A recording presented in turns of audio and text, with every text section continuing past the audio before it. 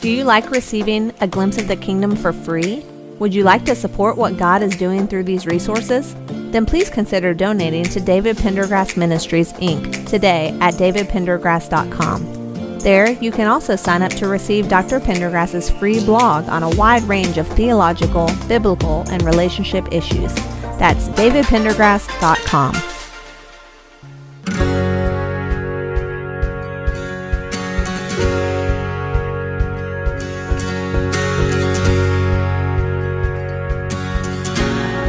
Hello, hello. Thank you for listening to A Glimpse of the Kingdom. I am David Pendergrass. I'm going to pick up right where we left off last week. We're in part 2. I'm responding to this one Methodist reverend's little essay he wrote that has got a lot of traction on Facebook and different places. So we're going to pick back up where I left off. Let me go back and quote him because I'm almost done. Quote, "Why oppose slavery and segregation? Because they are hurtful." Let me pause there. No, that's not why we do it. Segregation is predicated upon racism. Inherently distrusting or disvaluing another human being based on the color of skin is not a loving thing to do. It is unkind. It is mean. It is not Christian. That's why. It's not because it hurts them. There are moral prohibitions in the New Testament not to be those things. You're supposed to be loving and kind. And segregating someone based on race color is not. It's not because it's hurtful. It's because we have moral prohibitions don't do it. Why oppose slavery? Oh, that's a long, fat issue I've talked about before. It's not because it's just hurtful.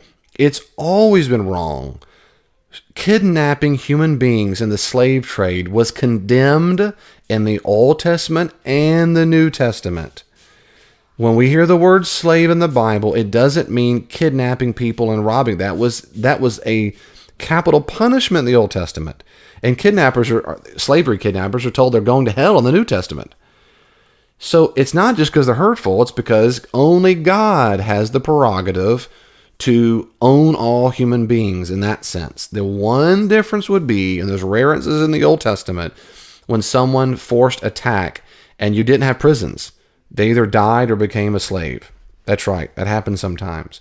But it's not because it's hurtful now. It's because in the New Testament, you don't capture enemy. You don't fight. At no point ever did Jesus go fight someone and say, you can do what you want. That, again, you go to Jesus. You go to Jesus, not because it's hurtful.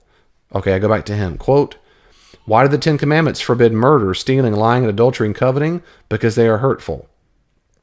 On the other hand, what is hurtful about playing cards, dancing, or having a glass of wine with the meal?" End quote. My response is, you have no idea, apparently, why the 10 Commandments were given. It's not because they're hurtful. You need to go read people like John Walton on this issue. I'm not going to have the time to go over that. Okay, well, anyway, you can go back to that. But there's so many good biblical Old Testament scholar explanations for the 10 Commandments. And I don't remember any of them ever saying it's hurtful, that's why. And the reason why playing cards and dancing, having a glass of wine with meal is not hurtful today, that's right. For most people, it's not. But guess for whom it is hurtful? Guess. People who think they're sins. And apparently he doesn't care what the New Testament ever says. That's fine, but I do.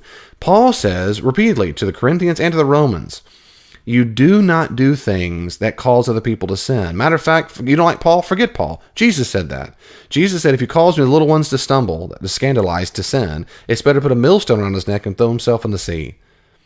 But in a practical pastoral application of that is when Paul mentions it to the Corinthians and the Romans, when there were Jewish Christians eating with Gentile Christians, and the Gentile Christians were eating meat that the Jewish Christians knew came of or the Gentile Christians, it didn't matter, they both knew, it came from the temple down the road where the idols were worshipped. It was a big deal, and Paul said, don't do it. Don't eat drink. I don't drink wine. I don't do anything that what? Causes my brother to stumble. If you meet a modern person today who associates dancing or playing cards or drinking a glass of wine, if they associate that with go sinning, or they're addicts, maybe they're alcoholic, and the drinking wine is to make them go over the edge, if you do those things in front of them and you know it's going to lead them to sin, you have just sinned terribly bad. Terribly bad. The naivete to think that playing cards, dancing, it doesn't hurt anybody is, I hope he grows up and wakes up. There are people in the world who think it is horrible, depending on where you are, what society you live in, and so forth. But we Christians should be very careful about the things we do if it causes someone to sin. Now, does that mean for the rest of our entire lives we can never, ever play cards? No, it doesn't mean that. If I'm around baby Christians and they think playing cards is associated with nothing but sinners do and I'm sinning, well, I won't do it around them, but eventually I'm going to help them grow up mature in the faith and realize cards in themselves are not inherently sinful. They can't be. So I'll hope them grow up, but I will care very, very much about whether or not it causes them to sin. In that sense, I would say it, quote, hurts them. Now, the last two little paragraphs were finally to the point of this whole long essay. And I'll quote, "If a person is born with a same gender orientation, why must they be prohibited from having an intimate relationship with another person, forced into isolation and loneliness just because many people unfairly oppose that? The fact that some Christians do not approve does not make such a relationship hurtful." Let me pause. First off, it's just, come on, forced into isolation and loneliness. Have you ever met a celibate person? Do you think every single celibate person in the world is desperately lonely and depressed and isolated? That's just stupid. That's just stupid. I've met many. I mean, it's just stupid. Have you never met a single person who actually doesn't sleep around with people? I have. I've known single people who don't go around randomly have sex with people. You think I need someone to complete me. I've met many fully content, happy, fulfilled Christians who are not desperately lonely and isolated because they can't have random sex with people or don't have a relationship in a marriage relationship. They're just heterosexual single people. And it's just stupid. The second thing I'd say is I'd answer your question. Why must they be prohibited for an intimate relationship with another person if they're same sex, same gender orientation? The answer to your question is because Jesus said so. That's it. There's your answer. The answer is Jesus said so. I have read this many times on my podcasts and on it goes, and blogs and on. But just in case you haven't listened to them, read them all through the Gospels. The longest treatment is in Matthew chapter 19. In a context where Jesus is asked about divorce, is it lawful to divorce him for any reason or any cause? In 19 verse 4, Matthew 19:4, he says, "Have you not read from the beginning? The Creator made them male and female. And he said, for this reason, a man will leave his father and mother and will be united with his wife, and the two will become one flesh." We pause there. Throughout all Jewish history, that was an allusion to marriage. All the time. Okay, in verse 6, "So they're no longer two, but one flesh. Therefore, what God has joined together, let no one separate." I'm going to go down a little bit later on. Now, that was so disturbing for his disciples to hear that because everyone knew you could divorce whenever everyone get divorced. It was so disturbing the disciples freak out. And they say in verse 10, the disciples said to him, "If this is the case of a husband with a wife, it's better not to marry." Listen to that. Jesus' very own disciples said, "Screw this, Jesus. If I can have the right to divorce a woman when I want to divorce her, I'm not even going to marry. It's not even worth it." Boy, their heart's really in the right place, isn't it? Listen to verse 11. Here's your answer to question, Reverend. Verse 11. He said to them, "Not everyone can accept this statement, except to those to whom it has been given." That is, disciples of Jesus.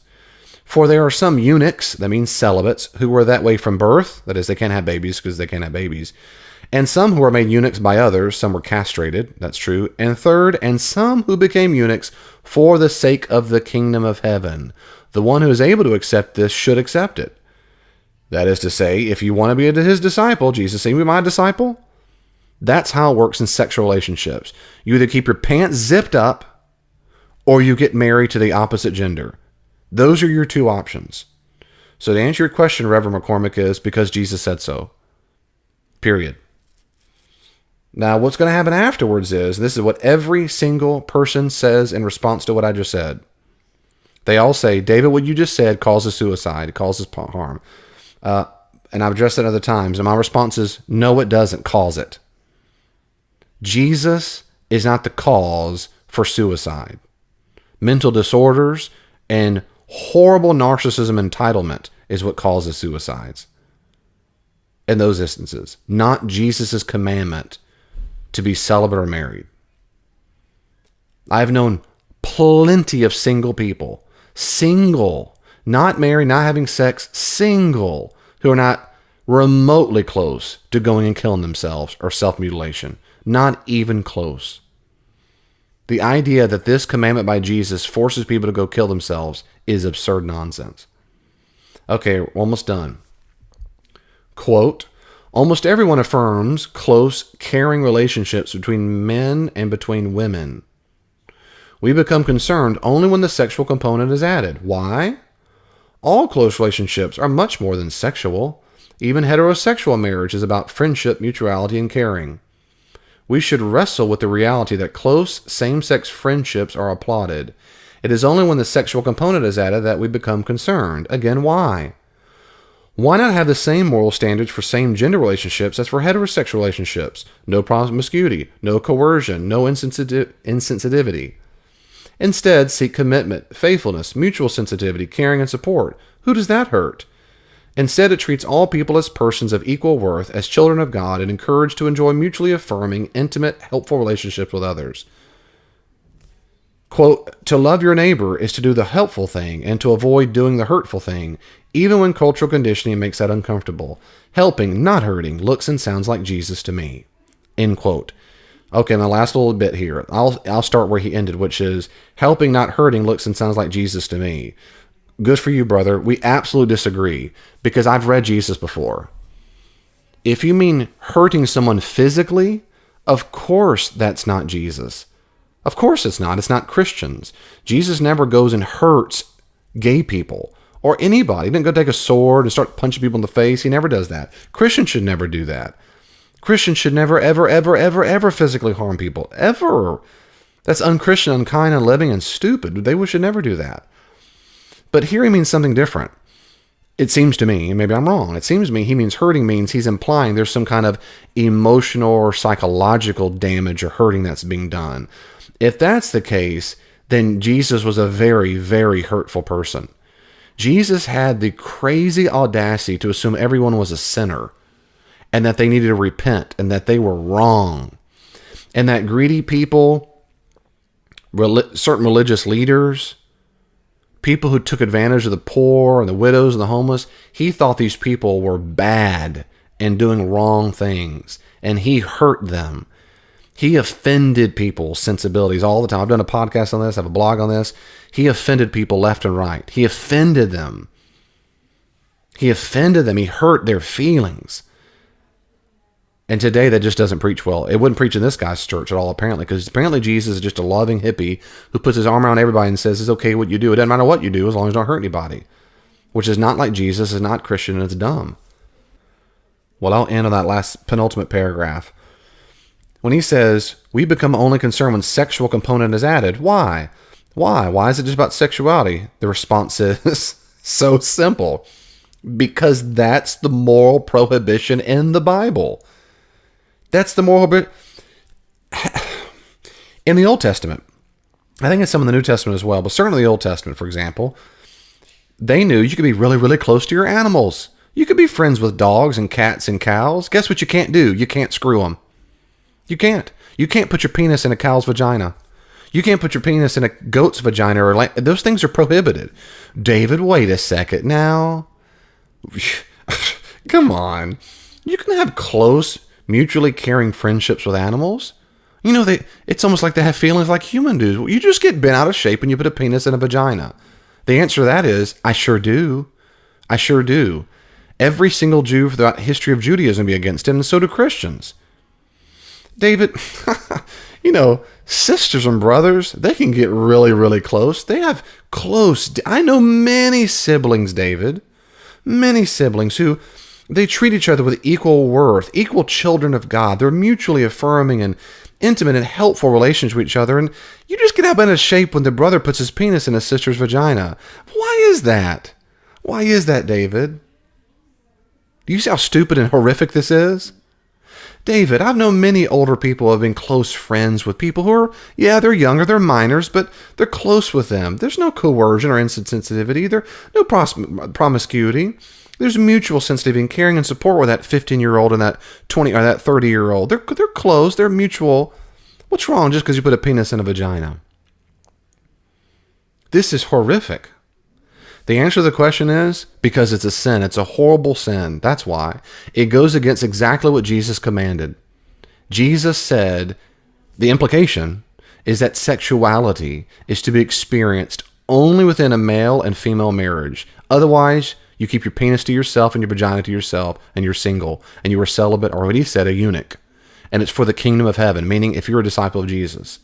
This does not apply to pagans. It doesn't apply to devil worshippers. It doesn't apply to Muslims and Buddhists or whatever. I don't care, because they're not Christians.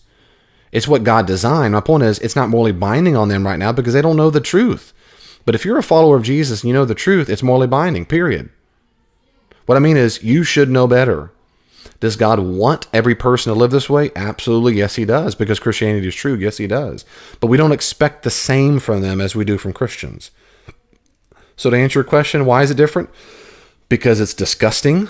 Secondly, all these examples I gave show that it leads to a disgusting conclusion for all relationships with all of the creatures that fit these criteria. 2, Jesus condemned it. That's why. Jesus, the second member of the Trinity, the Lord Messiah, said it. Where's the ambiguity?